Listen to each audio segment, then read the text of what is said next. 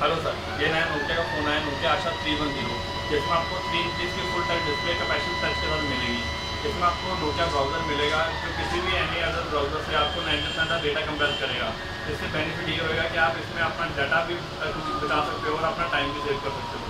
इसमें आपको sir Nokia music की एक्सक्लूसिव सर्विस मिलेगी, जिसमें आप 80 लाख सॉन्ग से ज़्यादा आप इसमें गाने डाउनलोड कर सकते हो और हर गाना आपको 1 मिनट से ज़्यादा जल्दी आप डाउनलोड कर सकते हो।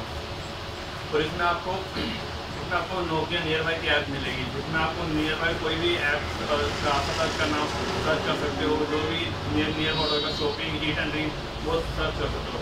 इसमें आपको गेम्स मिलेगी, EA40 गेम, 46 की गेम मिलेगी, जो वर्ल्ड में 2700 की पेड एप्लीकेशन है, जिसको आप मोशन सेंसर गेम से प्ले कर सकते हो, जिसमें आपको नीड फॉर स्पीड जैसे एक्सक्लूसिव सर्विस भी आपको मिल सकती है।